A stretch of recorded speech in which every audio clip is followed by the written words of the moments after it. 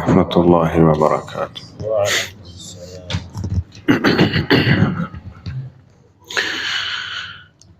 اعوذ باللہ من الشیطان الرجیم۔ سورۃ البقرہ آیت نمبر 231 انشاءاللہ آج ہم پڑھیں گے۔ بسم اللہ الرحمن الرحیم۔ وَإِذَا طَلَّقْتُمُ النِّسَاءَ، اور جب تم طلاق دے دو اپنی بیوی کو، فَبَلَغْنَ أَجَلَهُنَّ، پھر وہ عدت کے پہنچنے کے قریب ہو، فَأَمْسِكُوهُنَّ بِمَعْرُوفٍ، یا تو پھر انہیں روک لو اچھے طریقے کے ساتھ، أَوْ سَرِّحُوهُنَّ بِمَعْرُوف، یا پھر انہیں رخصت کر دو بھلائی کے ساتھ۔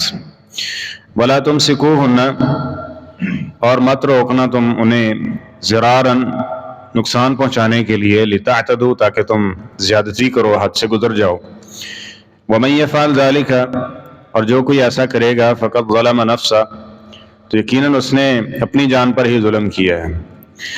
وَلَا تَتَّخِذُوا آيَاتِ اللَّهِ هُزُوًا، اور اللہ تعالیٰ کی آیات کو مذاق مت بناؤ۔ وَاذْكُرُوا نِعْمَةَ اللَّهِ عَلَيْكُمْ، اور یاد کیا کرو اللہ تعالیٰ کے جو احسانات ہیں تم پہ۔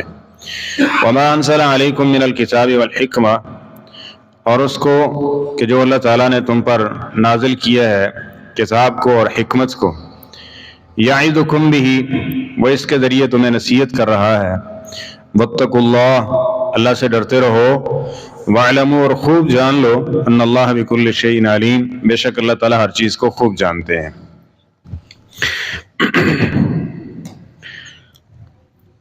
آج کے دور میں عورت کا سب سے بڑا محافظ وہ اسلام ہے، اور اسلام ہی ہے جس نے اس کو عزت و تکریم دی کہ اس کے لیے حقوق وضع کیے، اور پھر پیدائش سے لے کے آخر دم تک اس کو بڑے بڑے مناقب عطا کیے۔ بیٹی پیدا ہوتے ہی اللہ تعالیٰ کی رحمت، فرمایا یہ اللہ کی رحمت ہے، یہ میسر ہے اس بندے کو۔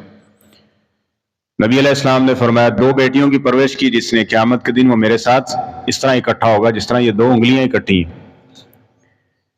پھر یہ بیاہی جاتی ہے، نکاح ہوتا ہے، تو اس کو نصیحت کی جا رہی ہے اس اللہ سے ڈرنا جس اللہ تعالیٰ نے ایک کلمے کے ذریعے تمہیں اس پہ اختیار دیا ہے۔ اور ان اللہ کان علیکم رقیبا، اللہ تعالیٰ تمہاری نگرانی کر رہا ہے، مت سمجھنا کہ اپنی مرضی چلے گی یہاں۔ اور پھر جب اللہ تعالیٰ اولاد عطا کر دیتا ہے تو یہی ماں ہے، اولاد کو یہ نصیحت کی گئی ہے کہ اللہ اور اس کے رسول کے بعد سب سے زیادہ جو تم نے اطاعت و فرما برداری کرنی ہے وہ کس کی ہے؟ اپنے ماں باپ کی ہے۔ اور آخر دم تک یہی تسلسل چلتا رہتا ہے۔ اور یہ بات عرض کرنے کا مقصد یہ تھا، پہلا مقصد یہ ہے کہ آج دین سے دوری اور بے دینی زیادہ تر عورتوں میں پائی جاتی ہے، تو دین کو سیکھیں، یہ تمہارا محافظ بھی ہے اور تمہیں ایک بہترین زندگی جو ہے وہ بھی سکھاتا ہے۔ اگر آپ اس کو چھوڑ دیں گے تو یہ بات یاد رکھ لیجئے، جس طرح پہلے ضلال مبین کے دور کے اندر ٹکڑے کر دیے جاتے تھے، زندہ دفنا دیا جاتا تھا، بھیڑ بکری سے زیادہ کوئی قدر و قیمت نہیں ہوگی، تو اس ماڈرن دور کے اندر بھی وہی ہوگا، ہو رہا ہے، اور اس طرح کی مثالیں رپورٹ ہوتی رہتی ہیں۔ اور دوسری چیز یہ ہے کہ ایسا طبقہ کہ جو اسلام پہ قدغن لگاتا ہے، جی اسلام یہ پابندیاں لگاتا ہے، یہ پابندیاں لگاتا ہے، یہ پابندیاں لگاتا ہے۔ حضرت آپ جہاں بھی ہیں، جس سٹیج پر بھی ہیں، آپ پر بھی کوئی پابندیاں ہیں اور آپ دوسروں پر بھی کوئی پابندیاں لگاتے ہیں۔ اور اگر اسلام کہہ دے کہ آپ نے اس طرح سے کرنا ہے تو اسلام پہ پھر اس طرح کا قدغن کیوں؟ کیا ہم ایک دوسرے کے اوپر پابندی نہیں لگاتے؟ اپنے بچوں کے اوپر، استاد شاگرد کے اوپر لگاتا ہے کہ آپ نے وقت پہ اسکول آنا ہے، وقت سے پہلے نہیں جانا، یہ کام کر کے آنا ہے، ایسے کہ نہیں؟ باپ بیٹے کے اوپر ہے، اب بیٹے کا یہ ہے کہ وہ بڑے مان سے کہتا ہے بابا جی اتنے چاہیے مجھے 2، میں نے نہیں جانا، اس کو بھی پتہ ہے نا ہے. تو یہ چل رہا ہے. تو اسلام اگر کوئی کہے کہ آپ نے بغیر پردے سے شوہر کی اجازت سے یا اس طرح دیگر چیزیں اپنے گھر سے نہیں باہر نکلنا اس طرح سے, تو یہ پابندیاں اس کی حفاظت کے لیے رکھی گئی ہیں. تو اس لیے ان کی بنیاد پہ اسلام پہ قدغن مت لگائیے. اور یہاں بھی دیکھیں اللہ تعالیٰ نے اس پہ اور اگلی آیت کے اندر بھی مزید یہ باتیں اسی حوالے سے چل رہی ہیں.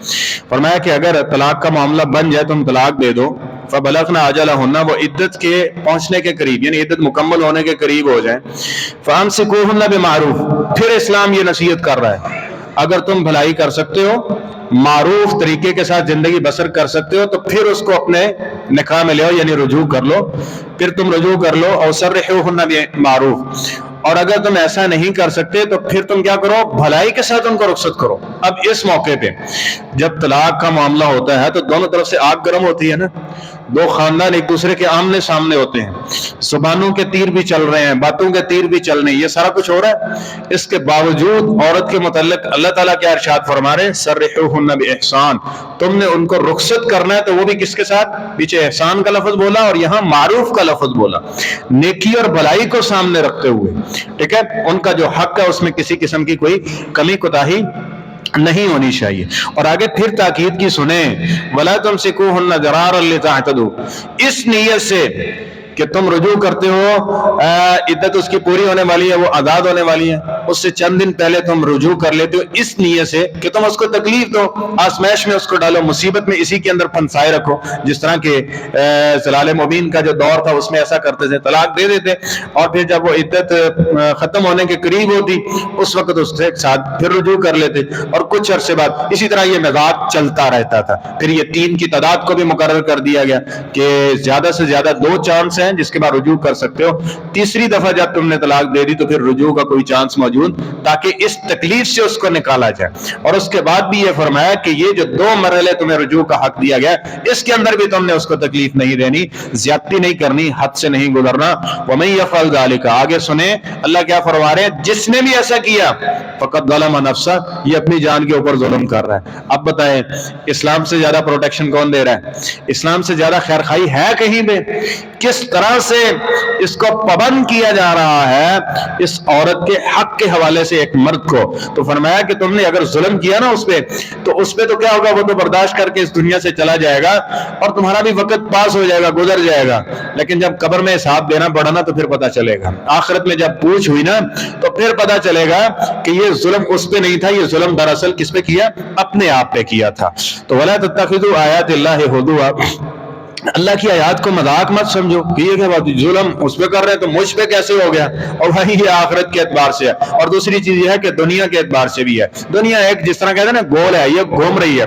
آج دندانے کے نیچے تم کسی کو پوچھ رہے ہو تو ایک وقت آئے گا کہ تم نے بھی وہیں سے ہی گزر کے جانا ہے, وہیں سے ہی گزر کے جانا ہے. یہ ہوگا پھر تمہارے ساتھ کچھ نہ کچھ یہی ہوگا. اور اگر بالفرض یہاں سے بچ بھی جاتے ہو تو قیامت والے دن وہ علیم خبیر ہے, وہ تو سینوں کی باتوں کو بھی جانتا ہے. تو اعمال و افعال جو اس طرح سے کیے ہوئے ہیں, ایک آدمی کا جینا آرام کیا ہوا ہے, اس طرح کے معاملات ہیں, تو وہ اس کی ذات سے اور اس کے علم سے کیسے باہر ہو سکتے ہیں؟ وہ ان ساری چیزوں کو جانتا ہے. اللہ کی آیات کو سمجھو, پرکھو, اس پہ غور و فکر کرو, اور اس کو اندر اپنے آپ کو ماپو کہ ہم کہاں کھڑے ہوئے ہیں. اگر نافرمانی والا معاملہ ہے تو اپنے آپ کو سلجھانے کی کوشش کیجیے, اور اگر عمل کر رہے ہیں تو اللہ کا شکر ادا کیجیے جس نے یہ توفیق عطا کی ہے.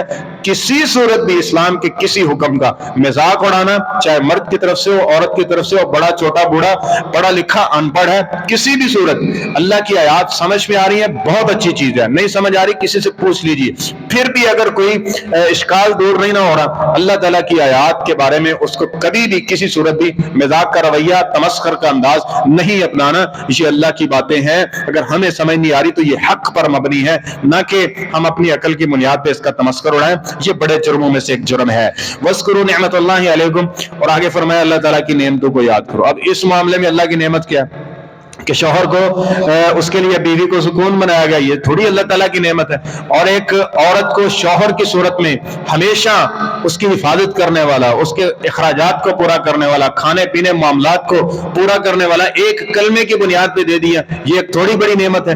ان نعمتوں کو یاد کرو گے تو پھر کیا کرو گے, اللہ کا شکر ادا کرنا تمہارے لیے آسان ہو جائے گا, اس کی اطاعت و فرما برداری کرنی تمہارے لیے آسان ہو جائے گی. تو اللہ تعالیٰ کے انعام و اکرام کو یاد رکھا کریں. اور پھر اگلی چیز یہ ہے کہ یہ دیکھیں, یہ جو دعائیں سکھائی گئی ہیں نا، آپ ان پہ کبھی غور کریں، اس کے ترجمے کو دیکھیں، اس میں سارا ان چیزوں کا ذکر ہے، اللہ تعالیٰ کی نعمتوں کا ذکر ہوتا ہے، بندہ اس کا اقرار کرتا ہے، اور اس کے بعد سید الاستغفار ہی دیکھ لیں، سید الاستغفار جس کے بارے میں نبی کریم صلی اللہ علیہ وسلم فرماتے ہیں جس نے صبح پڑھ لیا، شام ہونے سے پہلے فوت ہو گیا تو یہ شخص سیدھا جنت میں جائے گا، سیدھا۔ اس میں کیا ہے؟ اللہم انت ربی، اللہ مجھے پالتا تو ہے، کھلاتا تو ہے، پلاتا تو ہے، صحت تو دیتا ہے، عافیت تو دیتا ہے، اللہم انت ربی لا الہ الا انت خلقتنی، اللہ تیرا معبود، تیرا شریک کوئی نہیں ہے، تو ہمارا معبود ہے، تو نے ہی مجھے بنایا ہے، کسی دوسرے نے نہیں، پیدا کس نے کیا؟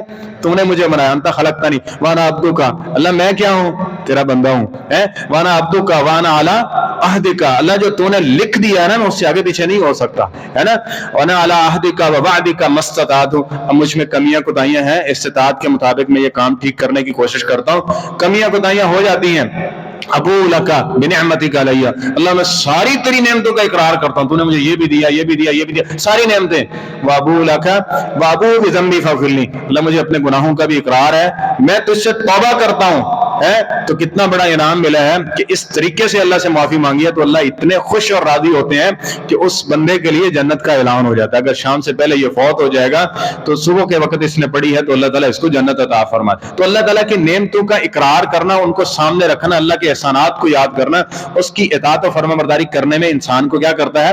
بہت بڑی سہولت اور مدد فراہم کرتا ہے، تو یہ کیجیے۔ وَمَا أَنزَلَ عَلَيْكُم مِّنَ الْكِتَابِ وَالْحِكْمَةِ يَعِظُكُم بِهِ، اور اس کے ساتھ کتاب و حکمت کے ساتھ اپنا تعلق جوڑے رکھیے۔ یہ کس لیے نازل کیا ہے؟ کچھ لوگ کہتے ہیں یہ ہمارے لیے نہیں ہے، یہ جو 14 علوم جانتے ہیں نا ان کے لیے، تو انزل علیکم، کم کے اندر سب آ جاتے ہیں، یہ نہیں کہا کہ یہ ہم نے صرف علماء کے لیے نازل کیا، جو 18-17 علوم جانتے ہیں نا ان کے لیے نازل کیا ہے۔ اب یہ جس طرح نکاح و طلاق کا معاملہ ہر عام و خاص کے ساتھ ہے، تو یہ آیات بھی ہر عام و خاص کے ساتھ ہے، اس کو آپ خاص کے ساتھ جوڑ رہے ہیں، کیوں؟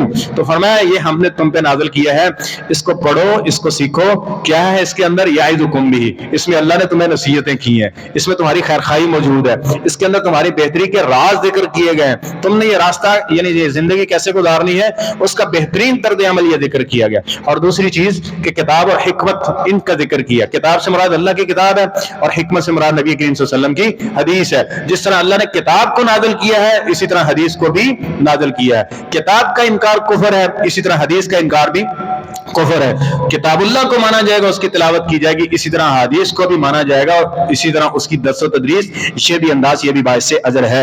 اور آگے پھر فرمایا گیا واتقوا اللہ، اللہ تعالیٰ سے ڈر جائیے، واعلموا، اور جان رکھو، ان اللہ بکل شیء علیم، اللہ تعالیٰ ہر چیز کو خوب جاننے والا ہے۔ اب ایک اس میں حکم دیا ہے، یہ ہے کہ تم نے رجوع اس نیت سے نہیں کرنا کہ تکلیف، اور اس کے تحت پابندیاں دیکھ لیں، ایک ہی آیت میں اللہ تعالیٰ نے کس قدر جو ہے نا اس حوالے سے متنبہ کیا ہے کہ آپ نے ظلم و زیادتی اور اس طرح کا معاملہ نہیں، بلکہ یہ ذہن میں رکھنا ہے کہ اللہ تعالیٰ ہمارے ان سارے معاملات کو بخوبی جان رہا ہے۔ دنیا والوں کو چکر دیا جا سکتا ہے، چرب زمانی کے ذریعے کسی کو زیر کیا جا سکتا ہے، لیکن حضرت اللہ تعالیٰ کو ہے اس کے علم سے کوئی چیز باہر نہیں ہے۔ تو جب یہ نظریہ ہوگا نا تو انسان کی اصلاح بہت جلد ہو جائے گی، اور انسان کا یہ جو غرور و تکبر کا لوہا ہے نا یہ بہت جلد پگھل جائے گا اور یہ اطاعت و فرما برداری کی طرف آئے گا۔